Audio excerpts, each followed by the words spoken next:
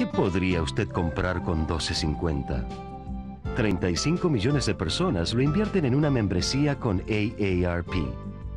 Y con esos $12.50 al año, obtienen acceso a descuentos y muchos beneficios, como servicios legales y financieros, oportunidades para trabajar como voluntario y asistencia gratis en la preparación de sus impuestos. Llame, infórmese, hágase miembro y recibirá gratis un ejemplar de Segunda Juventud. Hi, I'd like you all to meet some very important people. This is my dad's mother, Amalia Limón Herrera, and this is my grandfather, my mom's dad. He is Manuel Burgoa Soto, and this is his wife, my grandmother, Esther Morales Herrera.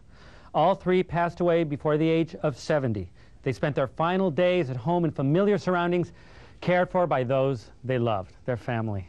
Traditionally, Latinos have taken responsibility for caring for their elderly abuelos and padres, but with our increasingly mobile society and the elderly living longer, more and more Latinos are faced with the possibility of placing their parents in a nursing home. Are Los Angeles' nursing homes cold, neglectful, impersonal institutions, or among our nation's finest providers of elderly care? We'll answer those questions and more on the next Café California. Everybody smile, we're on TV.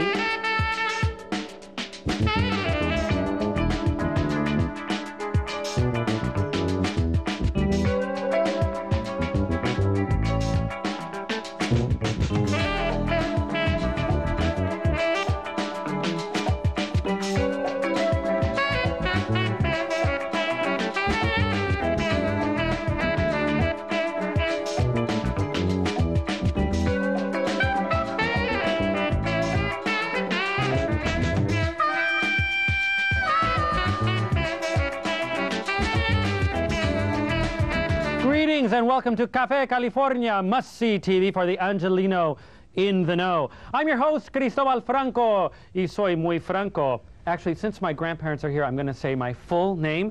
I'm Cristobal Emilio Franco Burgoa, and I'm still muy Franco Burgoa. Let me introduce the names of these fine panelists, which will be tackling the pressing issue of elder care. First off, we have Kathleen Ladd. She is the director of Ultimate Senior Buena Care, which offers home care services as an alternative to nursing homes, including transportation and therapy. She has 20 years administrative experience in a variety of geriatric programs on aging, social daycare, and community outreach. Welcome, Miss Ladd. Thank you. Thanks for being here. We also have Laura Trejo. She is the countywide coordinator of older adult services for the LA County Department of Mental Health. Ms. Trejo is also the founding director of the El Portal Latino Alzheimer's Project. Thank you for being here, Laura. Thank you.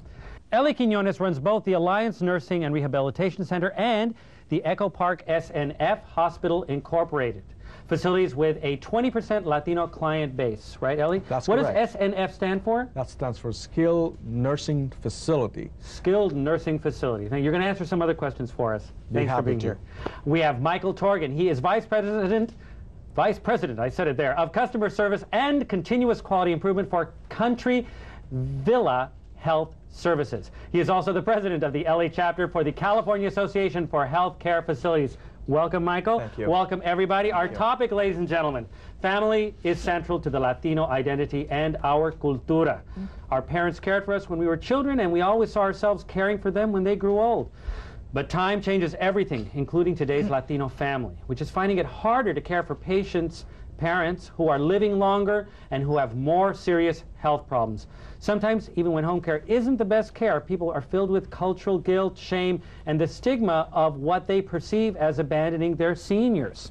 I wanted to go back to that question we were talking about before we began taping, that you all surprised me, although it isn't surprising, said that working with the elderly, one of the bonuses is that they're very honest people. Yes, they are. Why do you think the elderly are so honest? And what is perhaps the most honest thing they've ever... Well, you told me that they'll tell you if they don't like what you're wearing, and... They'll tell you if you're overweight. They'll tell you if you're not eating enough. And you say they try to hook you up with dates? All the time. Even though you're married? Oh, yes. Yeah. Well, Yes. I'm married, but, you know, I might be looking around. With their family members. Hook them up with their family Oh, they're members. trying to... Yeah. Yes. And you become their extended family, is Yes. what you say. I'm going to open this up to everybody. What do you think are the qualities that perhaps someone should look for? Let's say their abuelo is getting older now and they can't care for them. They have to put them to a nursing home. What are the things or questions they should ask in looking for a good nursing facility? I can tell you one of the things that I did, because I had to make that decision with my 84-year-old grandmother late last fall. And one of the things that we looked for was ambiente. You know, when we went to the nursing home, one of the things we were looking was, what was the environment? Would it be something that my grandmother would enjoy? And we actually took her to go visit, because it wasn't a commitment we were making. It was just a visit. And one of the things I was sharing with folks before was that when we walked in, they were blaring Selena on the they were playing her movie Chitty Chitty Bang Bang, and she said this place is really fun. It rocks, babe. It rocks. And she said aging here. They babe. have musica here, and that was really one of the. I mean, she stopped looking after that point, because she thought these people have something in common with me, which is we are all enjoying music, and people were actually moving around in the hallway, and she liked that because her whole life she was a dancer. And so ambiente is important as a question, you know, will the person fit in that new environment, because it's going to be their home. It's a huge transition. Correct. A lot of people focus on quality of care, which is extremely important, but also the quality of life that they're going to have there. So you want to have an environment that fits their cultural needs. And those are important things to find out, is to make sure that the care is specialized to the needs of the individual.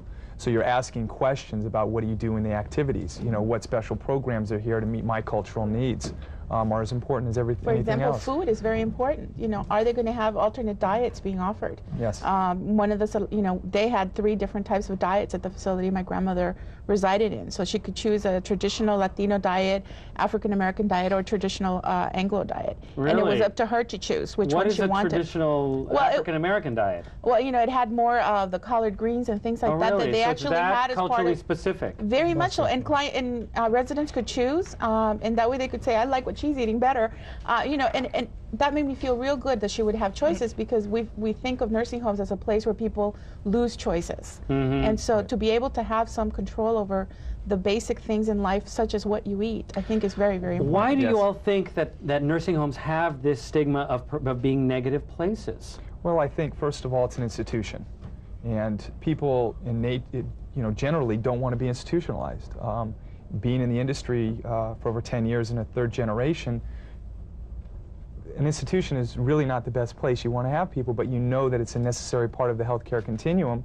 And I think also too is what has happened is the poor providers, are the minority, and they painted a broad brush across the whole industry as saying everybody is a poor provider, when that's not true.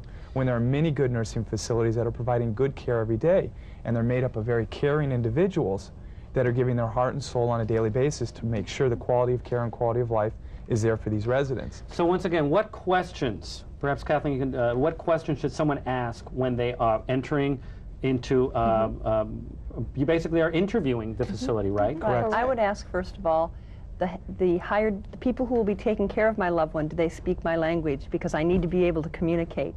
Right. So do they speak Spanish? The meals, as Laura mentioned, are very important. How often do your nurses change the beds? How often is therapy available if I need therapy? How often should they change the beds? It depends on the person. It depends. If you're bedbound, if you're in the bed 24 hours a day, then you need someone who's going to come in and look at you and change you and turn you very frequently versus somebody who can be up and ambulating. Right. There's also a survey report. The government looks, as you all both know very well, very closely at nursing homes, and they are legally supposed to post the survey results. So if you are interested, you can actually go to the survey results and see where were there some deficiencies, where are some areas. So you have access to government files? Yes. And we make recommendations to families is come during meals. Don't make an appointment to come see the facility. Just crash on us. Just come in and vital. see, because that's extremely important. You don't want the facility to feel that they're making special arrangements for you to come in. You want to see how they function in a normal environment. The other thing is, too, is talk to the staff. Ask them how they like working there. Ask other residents. How long have you been here? Chris, let me add something to what Laura said at the beginning. Many of the residents that we meet in the facilities today do not come from home. They come from a hospital setting. You know, all of a sudden they have a stroke, or they have a heart attack, or they fall, they break a hip, and all of a sudden what we call the discharge coordinator of the hospital. We'll be back with more Cafe California, and we'll continue with Ellie. I wanted to ask you, what do you think makes a good healthcare person? What personal traits do you look for in the person?